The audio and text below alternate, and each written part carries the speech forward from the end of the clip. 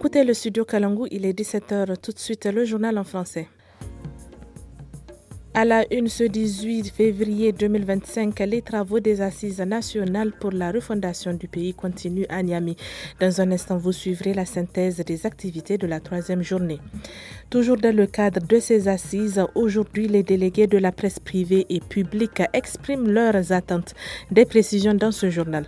La partie magazine de ce soir portera sur la première édition de la foire des artisans d'Agadez qui se tient du 15 au 22 février.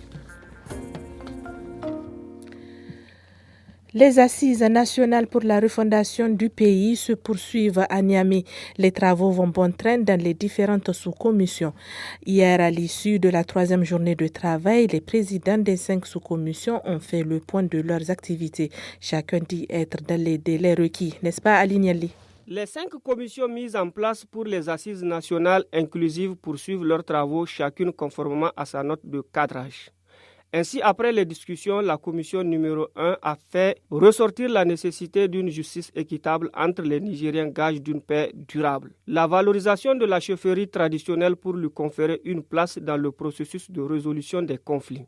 La commission numéro 2, elle, a tiré les leçons du passé démocratique du Niger pour asseoir les bases d'une refondation efficace et déterminante. Pour le développement durable, notamment dans ses dimensions de souveraineté énergétique et alimentaire, les participants de la commission numéro 3 ont insisté sur la maîtrise et le contrôle des investissements ainsi que la souveraineté sur les ressources naturelles et minières. Par ailleurs, l'examen de la carte diplomatique nécessite, selon la commission numéro 4, une adaptation aux défis actuels du XXIe siècle et mieux protéger les Nigériens à l'extérieur. Pour finir le tour d'horizon avec les questions des droits humains, la commission numéro 5 estime la mise en place d'un nouveau système juridique. Relativement à la charte et à la durée de la transition, aucune précision n'est ressortie. Restons encore aux assises où plus de 700 délégués participent aux travaux de cette rencontre nationale. De nombreuses propositions sont faites pour une amélioration de tous les secteurs socio-professionnels du Niger. Aujourd'hui, les représentants de la presse privée et publique ont plaidé pour des meilleures conditions de vie des journalistes après ces assises. Tidjani Malam Lawali, délégué de la presse privée, au micro de Habib Garba. Nous espérons que ce que nous avons dit au niveau de la commission va remonter jusqu'aux décideurs. Il va falloir accorder une importance au secteur de la communication, valoriser les journalistes de la presse publique et privée, leur donner les moyens d'approfondir leurs connaissances et puis dégager un fonds pour eux qui va renforcer les médias, leur permettant de mettre leur agent dans de bonnes conditions de travail. Cela fera en sorte qu'ils soient à l'abri d'espérer quelque chose lorsqu'ils partent en reportage sur le terrain, étant donné qu'ils sont bien payés par leurs organes, ce qui va aussi leur permettre de faire un travail de qualité. Les assises nationales pour la refondation se poursuivent à Niamey en vue de définir les principes fondamentaux de la transition et formuler des recommandations stratégiques pour l'avenir du pays. Certaines participantes ont exprimé leur attente vis-à-vis de cette rencontre de plus haut niveau. Habib Garba a aussi recueilli sur place quelques réactions. Du côté des femmes, comme vous savez, Difa, c'est une région où l'insécurité prévaut aujourd'hui. Notre doléance, c'est surtout par rapport à la question sécuritaire. Comme nous venons dans une zone d'insécurité et nous pensons beaucoup à ce que cette sécurité-là soit prise en compte dans ces assises. À la fin, nous pensons qu'il y aura des résolutions, n'est-ce pas, des recommandations qui vont aller dans le sens d'améliorer la condition féminine, mais également les conditions de vie de tout le peuple nigérien. Nous savons aujourd'hui où est-ce que nous sortons et nous savons où est-ce que nous voulons aller. En tant que femme, je souhaite qu'on ramène notre ministère de la promotion de la femme et de la protection de l'enfant pour continuer la promotion des droits de la femme et des enfants. Pour moi, nous sommes là sans aucune représentation. Nous souhaitons la réouverture prochaine de notre ministère car nous sommes là accrochés à d'autres. Nous représentons plus de la moitié de la population, donc nous devons être impliqués dans toutes les décisions.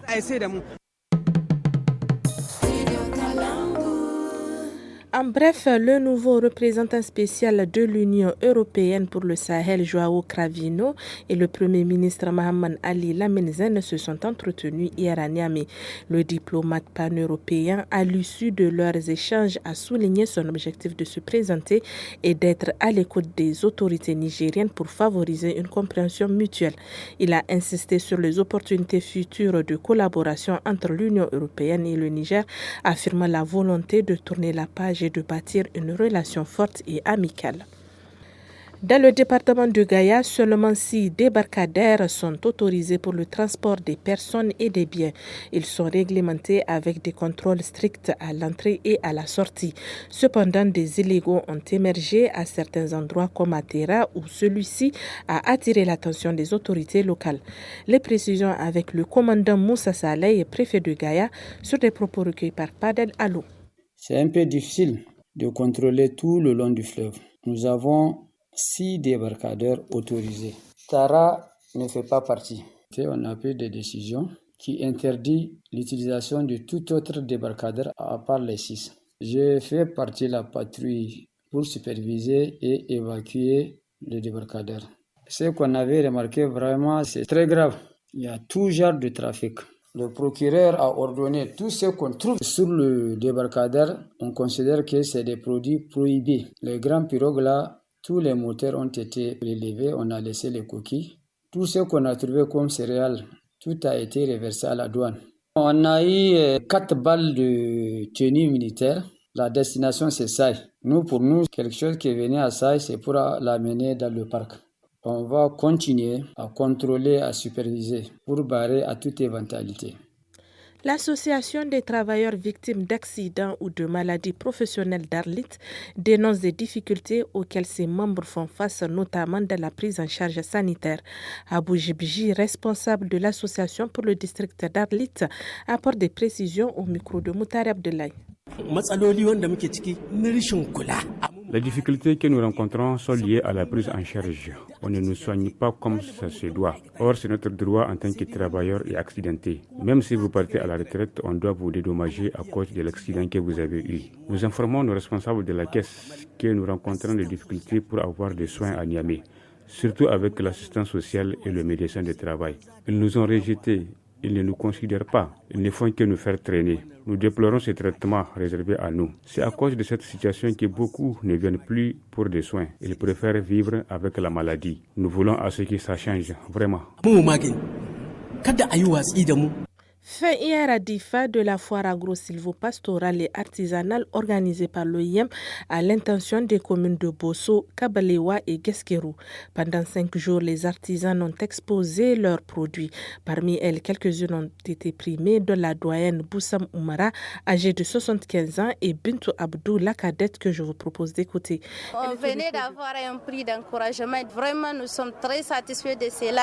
Je n'ai même pas les mots. Nous avons exposé en sens jus concentré, ça a très bien marché en termes de vente. Vraiment, nous remercions les organisateurs de ces foires, le partenaire INEFI, OIM et toutes autres personnes qui ont contribué à ces foires. J'invite mes frères et sœurs à se mettre dans l'entrepreneuriat. Il n'y a pas d'âge dans l'entrepreneuriat. Grâce à cet entrepreneuriat, je n'ai jamais manqué quelque chose dans ma poche. Avec l'entrepreneuriat, tu es autonome, tu vas gagner pour toi et Inch'Allah, tu vas arriver. Donc, minime que ce soit, ce que tu as, commence à entreprendre. Avec 1000 francs, tu peux commencer à entreprendre. Un beau jour, te retrouver avec des millions. Ça va marcher, Inch'Allah. Le club d'anglais des femmes entrepreneurs de Niamey ont entamé une série d'expositions des produits locaux frais et transformés. Cette exposition a pour objectif de motiver les Nigériens à consommer des produits made in Niger. C'est pourquoi ces femmes ont prévu de passer dans plusieurs institutions à Niamey pour exposer leurs produits, explique Madame Foussa Mamman Hassan, présidente du club. Elle est au micro de Rafia Abdoulaye Mossi. Le but de cette organisation, c'est vraiment de valoriser nos produits et de faire leur promotion. Donc on a jugé utile, avec cette situation du pays, de mettre nos produits en valeur pour que les gens puissent connaître. Vraiment, on a toutes les potentialités ici au Niger. On a commencé par les banques parce qu'on pense qu'à l'approche du carême, c'est le moment d'acheter ces produits locaux parce que c'est très bon de par leur vertu. Et c'est des produits transformés ici au Niger et c'est des produits sains qui n'ont pas d'ajout. Alors, on a plusieurs variétés de produits, plus de 13 variétés de tisanes qu'on a ici et elles sont toutes thérapeutiques. Ils sont là, vous voyez les fromages, le lait. En sport, dans le cadre des éliminatoires de la Coupe d'Afrique féminine Maroc 2026, l'équipe nationale du Niger affrontera les Scorpions de la Gambie en double confrontation. Le match aller est prévu demain au stade général Séné-Kountché de Niamey et le match retour se jouera le lundi 24 février à Thiès au Sénégal. Où en est la préparation des gazelles? Ali Mahamadou Badje, sélectionneur national de MENA A féminine du Niger, répond au micro de Salamatou Kadri. En réalité, nous avons commencé le travail depuis plus de 2 mois où nous travaillons matin et soir. Donc maintenant, on est dans la dernière phase qui consiste vraiment à trouver la façon de jouer de l'équipe. On a présentement toutes les joueuses, en tout cas les meilleures, sous la main. Et on a eu aussi l'appui d'une de nos joueuses là qui joue au Burkina. Vraiment, le groupe est au complet. Nous osons espérer que le mercredi, la partition sera bonne. Donc nous sommes vraiment concentrés pour ce match-là. C'est une double confrontation et nous sommes sur nos installations.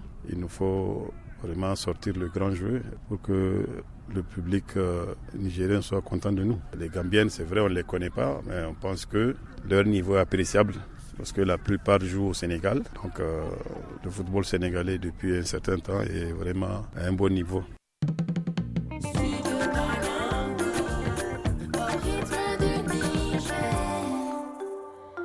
Depuis le 15 février 2025 se tient la première édition de la foire des artisans d'Agadez.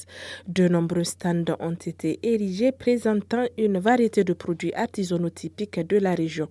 L'objectif étant de valoriser les créations de la population locale. Découvrons ensemble l'ambiance de cet événement riche en couleurs avec notre correspondant Moussa Maman à Magazine. C'est cette ambiance musicale et les discussions autour des stands qui animent cette exposition vente. Sur place, l'on découvre une large variété de produits, tous imprégnés de la culture d'Agadez. L'agroalimentaire et les épices sont aussi sur les étals, comme en témoignent ses productrices. J'ai apporté de la boule originale, exclusivement produite ici à Agadez.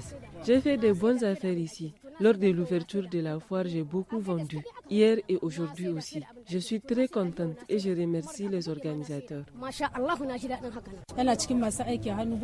Je suis transformatrice. Nous avons des produits de teinture, nous avons aussi de la corette et nous avons aussi toutes sortes de produits sur notre stand. Le marché est plutôt florissant. Mais jusqu'à là, nous souhaitons que nos autorités nous appuient. Nous serons heureuses de les voir faire des achats chez nous pour qu'on évolue.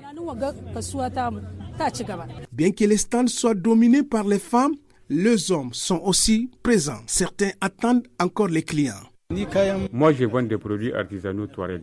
Il y en a pour femmes, pour hommes et enfants. Cela fait 3 jours que nous exposons nos produits. Nous espérons que les clients vont venir pour acheter. Les clients arrivent au compte-gouttes, mais ceux qui viennent repartent quand même avec des articles, comme ces femmes rencontrées sur place. Je viens d'acheter un sac, c'est de la bonne qualité. Tout est fait à la main et c'est très joli. En achetant, nous les aidons.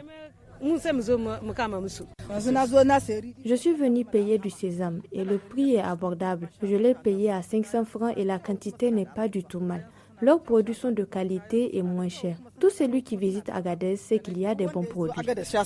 Malgré les manques d'accompagnement, nos défis sont relevés, explique Hami Hamza, un artisan. Il n'y a personne qui nous a appuyés. Mais malgré ça, on est venu exposer nos produits pour montrer aux populations nigériennes ce que nous sommes en train de faire comme produit local. Puis nous faisons des produits, je crois, qui sont incomparables même.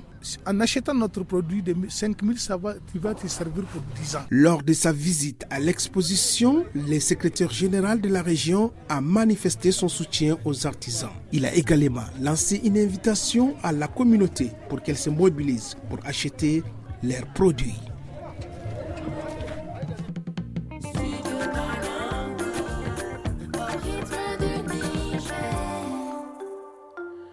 Nous sommes au terme de ce journal. Merci de l'avoir suivi. Réécoutez les journaux et les magazines sur le 325 avec la puce RTL gratuitement jusqu'au 5e appel, puis 15 francs par appel. Le reste des productions sur l'application Studio Kalangu disponible sur Play Store.